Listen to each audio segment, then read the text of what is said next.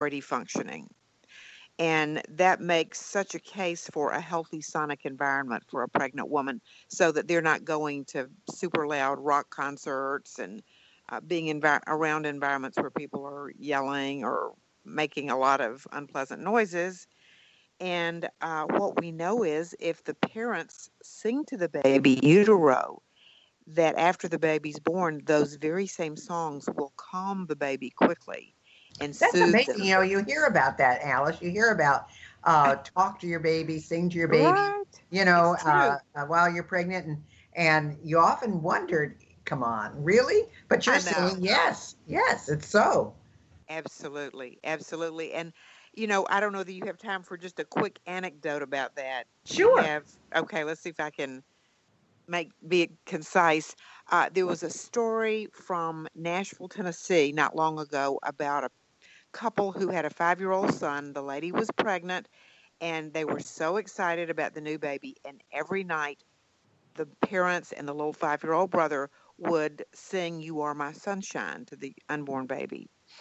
And to their surprise, the baby came very prematurely, like 30 weeks or something instead of 40 weeks. And the baby was put in the NICU. The baby was not doing well, and the parents would go down and hold the baby through the little holes, in the isolate. And they began to think, instead of planning a homecoming for Billy, the little brother, we're going to be planning a funeral. And it was very, very sad. And this is a true story. And so finally, Billy every night would say, "When can I see my new baby sister? When can I see my sister?" So they said, "Okay, Billy, tonight we're going to take you down to the hospital and you're going to see your baby sister." So as soon as they got down there, they dressed him up in all the scrubs and the hat and everything. And he went over to the isolette and he started singing, "You Are My Sunshine." And as he sang over and over, the baby's blood pressure began to stabilize and the body temperature started to go up. And the nurses came out of the hallways and looked in and were writing furiously on their legal pads, or not their legal pads, their clipboards. And that baby went home 2 days later. Oh my gosh, that's amazing. Isn't That that amazing? yeah. And the power. It was a story called "The Power of a Brother's Song," and it was in Woman's Day or Ladies Journal or one of those. But it is a true story, and that sort of thing is very possible. I have two married daughters that have children, and I implored them to sing to their babies while they were pregnant, and I did when I would be around them.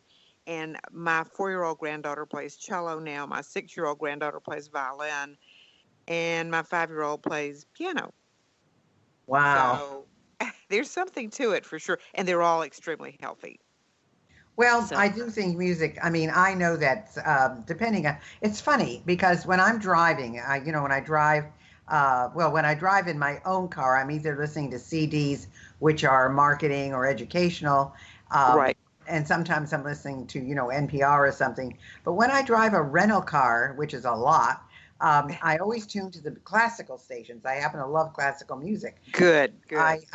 But then my second, when I can't find, because they're hard to find, and when I can't find a classical station, then my next is easy listening, and then from there I go to country. Oh dear. I am not a rap or a hard rock person at all, and No, me and neither. it's interesting what you say about the music of your courtship. I don't know if I was so busy working in the 60s and 70s and even the 80s that I didn't pay attention to what the songs were. But you can play Mhm. the songs from the 40s or the 50s, and I know them like the back of my hand. Today, Right, I can hear a song 10 times and I still don't know the lyrics because right. there really aren't any. I mean, it's just a lot I of. know. So it's very interesting on how all of this affects people. So Isn't it? you Yeah. you have such a blend though. You've got your music background. You're also an inventor. You're a concert pianist, and you're a therapist. So, what of all of those is closest to your heart, and what do you see for Dr. Alice in the future?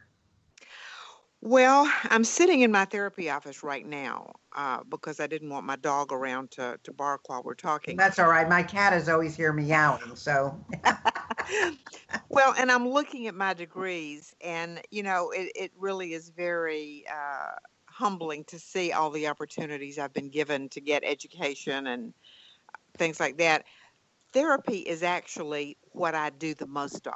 And I work with couples, I work with people recovering from alcoholism and drug addiction, I work with people who are very anxious and have insomnia, anger problems, all of that.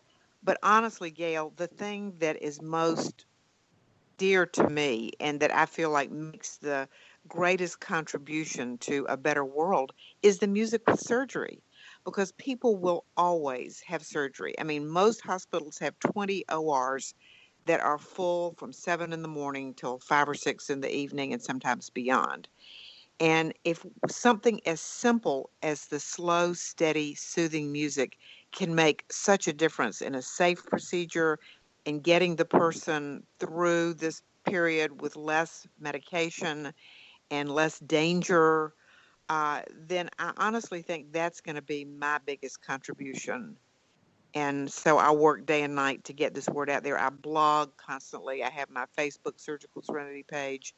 I've got, Twitter and Instagram. I'm doing all of those things for Surgical Serenity Solutions. well, now I And know you've got a couple of different websites. Is that the one you want people to go to? Which one would you like them, or would you want to give them both? I would like to give both of them because the surgicalserenitysolutions.com is specifically geared to how music works during surgery and how you can buy some of the headphones. And it has testimonials, it has research studies. There's so much research documenting this. It's not just something that I think would be a good idea. It has been documented repeatedly in leading medical institutions.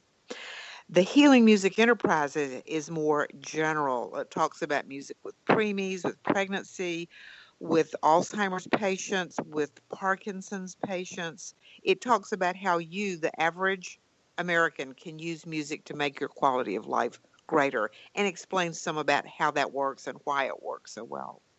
Okay, so I'm going to give those again. Now, there are two different websites for Dr. Alice. One is healingmusicenterprises.com, and the other is Dr. Alice. That's Dr. Alice.